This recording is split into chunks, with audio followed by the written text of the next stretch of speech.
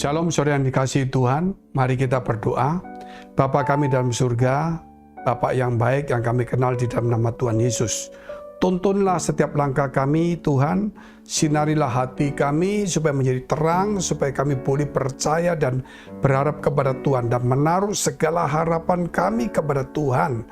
Dan supaya kami boleh mengandalkan Tuhan, supaya kami boleh berjalan di jalan yang Tuhan telah tentukan bagi kami. Supaya kami percaya bahwa Tuhan memelihara, melindungi, memberkati kami. Sehingga kami juga percaya bahwa kami tidak sendiri karena ada Tuhan menyertai kami. Berkat kasih-Mu selalu menyertai kami. Sehingga kami disebut orang yang bahagia dan diberkati Tuhan. Lindungi kami Tuhan dari segala kuasa kegelapan, roh jahat, iblis, wabah, penyakit, apapun juga. Kiranya Tuhan Engkau pagari setiap kami. Bahkan yang dalam pergumulan sekalipun Tuhan Engkau memberikan kekuatan, jalan keluar dan kemenangan. Yang sakit pun Tuhan sembuhkan di dalam nama Tuhan Yesus. Haleluya. Amin. Saudara, untuk kata percaya itu memang mudah. Semua orang percaya. Tapi percaya kepada Allah, semua orang percaya. Makanya minggu ke gereja, percaya adanya Tuhan. Namun kerap kali percaya kita kepada Tuhan itu kalah dengan percaya kita kepada seseorang. Sehingga kita selalu mudah dikecewakan dan kita berharap kepada manusia. Firman ini mengajarkan kepada kita supaya percayalah kepada Tuhan. Supaya kita tidak kecewa dan kita menaruh harapan terus kepada Tuhan. Dan kita yakin setiap orang percaya dan menaruh harapan pada Tuhan. Cepat atau lambat, saudara, kita akan mendapatkan apa yang sudah kita harapkan kepada Tuhan. Terutama melalui doa-doa yang pagi dan malam, dengan mendengarkan firman Tuhan, sehingga kita menjadi iman kita bangkit, sehingga kita berdoa, kita dengan iman kita, sehingga kita yakin bahwa kita pasti menerimanya. Itulah yang sebenarnya orang percaya harus berjalan seperti demikian. Kita lihat dulu firman Tuhan dalam kitab Markus 11 ayat yang ke-22. Yesus menjawab mereka, percayalah kepada Allah. Yesus mengajarkan kepada semua orang supaya percaya kepada Tuhan, saudara. Kepada Allah. Kalau kita tidak percaya sepenuhnya, kita hanya cuma mempercayai sebagai keyakinan, keagamaan, saudara, itu sangat-sangat boleh dikatakan sangat menyedihkan. Karena kita harus percaya bukan sebagai keyakinan agama, namun kita percaya sebagai jalan kebenaran dan hidup yang menuju kepada surga. Jalan artinya jalan yang benar dalam kehidupan, sehingga hidup kita sejak kita percaya kita sudah di jalan yang benar.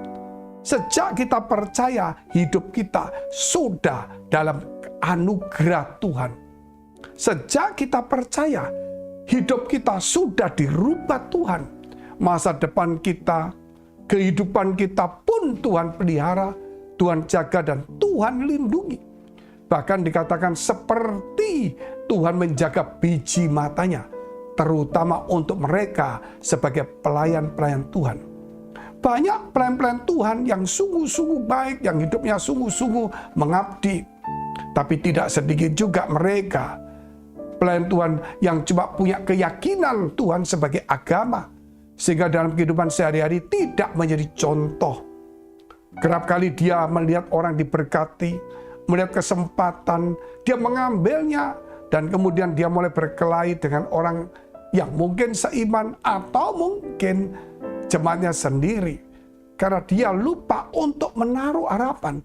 Walaupun dia susah, namun dia harus menjadi berkat bagi banyak orang.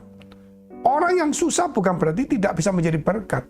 Elia yang sedang kelaparan, Tuhan berkata, pergilah ke Sarfat karena aku akan memelihara kamu. Melalui seorang yang ternyata janda.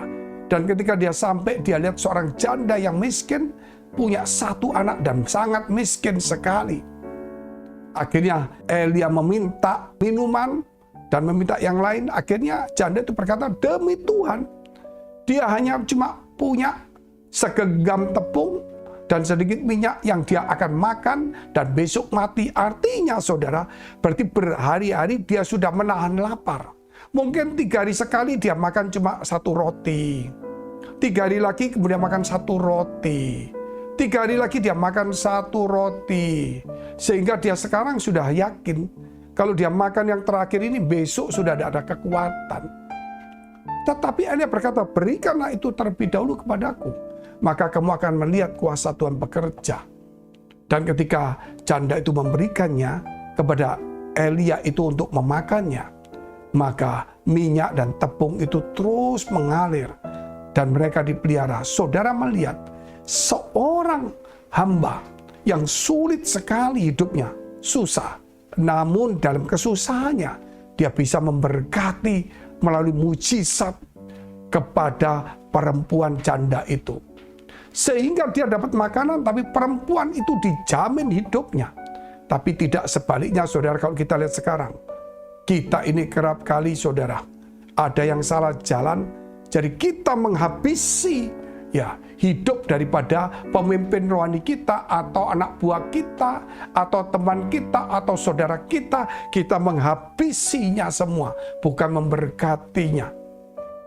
Ingat, kita anak Tuhan, di dalam hidup kita ada sumber berkat yang besar. Ketika kita memberkati, disitulah Allah akan melimpahkan kasih kemuliaan pada kita. Ketika kita menahan dengan kekikiran, di situ jugalah saat itu berkat akan berhenti mengalir dalam hidup kita. Kita lihat dulu ayat selanjutnya, ayat ke-23. Aku berkata kepadamu, sesungguhnya barang siapa berkata kepada gunung ini, beranjaklah dan tercampaklah ke dalam laut, asal tidak bimbang hatinya, tetapi percaya bahwa apa yang dikatakannya itu akan terjadi, maka hal itu akan terjadi baginya. Inilah sesuatu yang kita tahu, bahwa kita harus punya iman. Sehingga ketika kita berkata kepada gunung itu, tercampaklah, dan kita percaya tidak bimbang. Apa yang kita katakan pasti terjadi. Itu namanya percaya. Itu namanya iman yang hidup, bukan sekedar keyakinan agama, saudara. Kita perlu, saudara, hari ini berjalan dalam iman. Kita harus percaya dengan kata-kata kita. Jangan salah menggunakan kata-kata kita, saudara. Kata-kata ini penuh kuasa. Kita berkata kepada pohon itu, saudara, pindah-pindah. Asal percaya dan tidak bimbang. Dan kita yakin terjadi. Ternyata banyak sekali anak Tuhan yang mengeluarkan kata-kata yang tidak senonoh. Kritik, komentar, gosip, saudara, negatif. Cobalah sekarang kita itu melihat sesuatu, mengeluarkan kata-kata yang menghibur, menguatkan. Kalau perlu juga menasihati dengan kasih sayang. Iman itu harus menghasilkan seperti itu. Jangan iman itu kalau kita berdoa kata-kata kita bagus, tetapi untuk di luar jelek. Kita lihat selanjutnya ayatnya. Karena aku berkata kepadamu, apa saja yang kamu minta dan doakan, percayalah bahwa kamu telah menerimanya, maka hal itu akan diberikan kepadamu. Untuk percaya, kita harus percaya dan kita harus merasa sudah menerimanya. Itulah iman. Sama seperti seorang yang mengandung. Walaupun dia belum melahirkan, tapi dia yakin sudah ada kehidupan dalam perutnya. Sehingga dia menjaga makanan sehat, dia menjaga kesehatannya, supaya waktu kelahiran dia tidak sampai seperti ini dan itu. Dia menyiapkan pakaiannya, tempat tidur si bayi.